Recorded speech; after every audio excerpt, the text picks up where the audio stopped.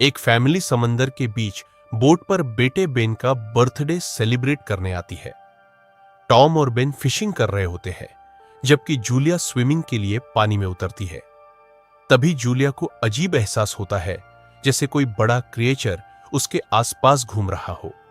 अचानक कोई ताकत उसे नीचे खींचने लगती है और वह डूबने लगती है। आखिरी वक्त पर टॉम उसकी आवाज सुनकर पानी में कूदता है और बेन बोट पास ले आता है। काफी मुश्किल से जूलिया की जान बच जाती है। टॉम सबको सख्त हिदायत देता है कि अब कोई भी बिना बताए समुद्र में नहीं उतरेगा।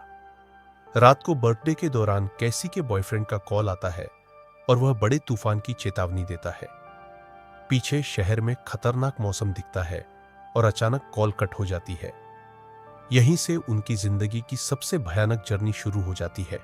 थोड़ी देर बाद वे बोट की सेफ्टी चेक करते हैं और देखते हैं कि आसपास व्हेल और शार्क घूम रही है, जो किसी बड़े तूफान का संकेत होता है। अचानक उनकी बोट को जोरदार झटका लगता है और टॉम नीचे जाकर देखता है कि किसी विशाल शार्क ने बोट में बड़ा डेंट कर दिया है। ऊपर आते वक्त टॉम घायल हो जाता है और जूलिया उसके जख्म सिलती है। टॉम बताता है कि टक्कर से इंजन खराब हो गया है और अब वे समुद्र के बीच फंस चुके हैं। कैसी मदद के लिए कॉल करने की कोशिश करती है, लेकिन कोई नेटवर्क काम नहीं करता। उनके पास सिर्फ 4 दिन का राशन बचा होता है और वे किसी शिप के गुजरने की उम्मीद करने लगते हैं। तभी आसमान से जलती हुई चीज गिरती दिखाई देती है और टॉम मजबूरी में इंजन स्टार्ट करता है। वह ऑब्जेक्ट सैटेलाइट निकलती है, जिससे पूरी दुनिया का कम्युनिकेशन बंद हो जाता है। अब आसमान से और चीजें गिरने लगती है, बोट जोर से हिलती है और एक भयानक धमाके के साथ सब बेहोश हो जाते हैं।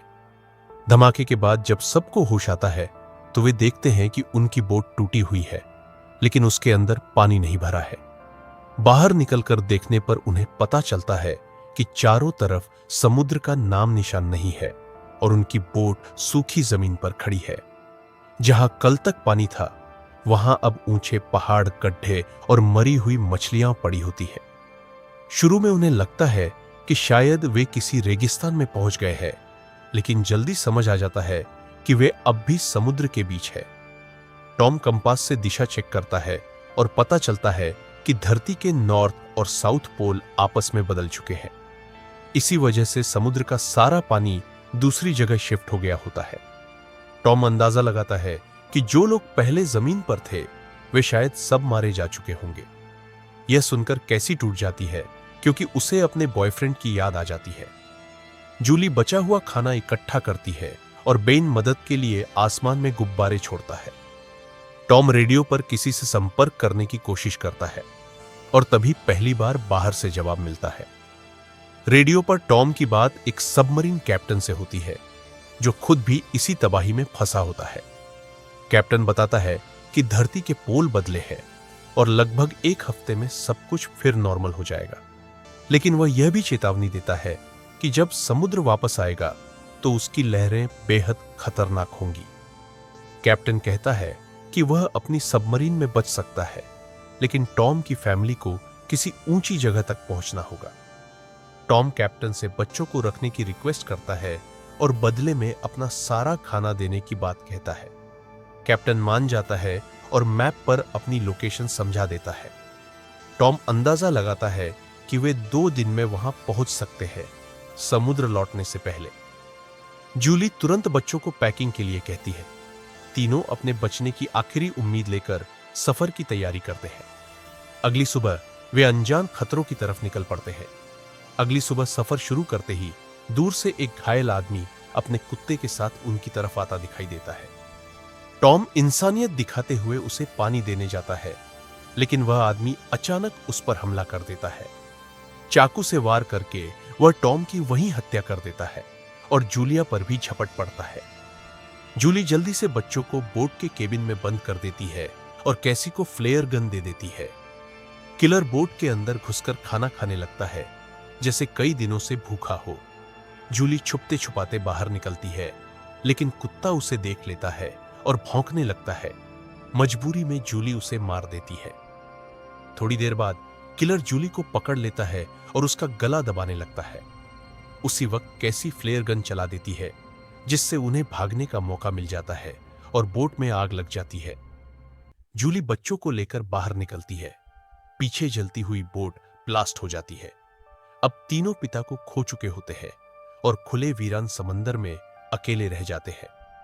टॉम की मौत के बाद जूली अपने दोनों बच्चों को लेकर उस जगह से भाग निकलती है, क्योंकि किलर अभी जिंदा होता है।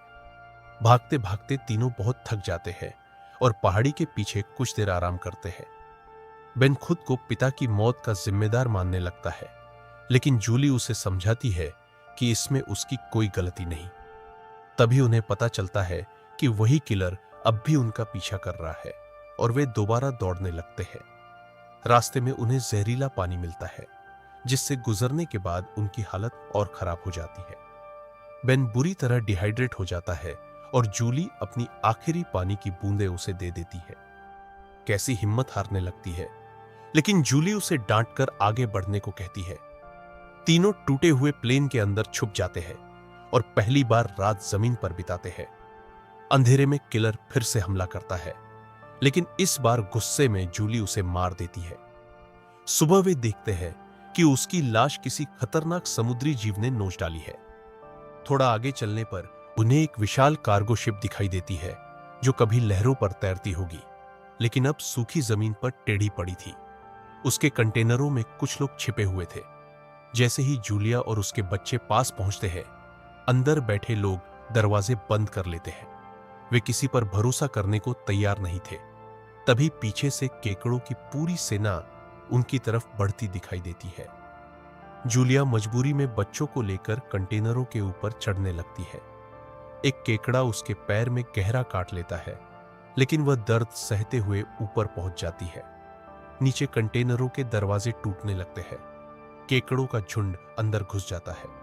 कुछ ही पलों में चीखों की आवाजें गूंजने लगती है। फिर सन्नाटा छा जाता है।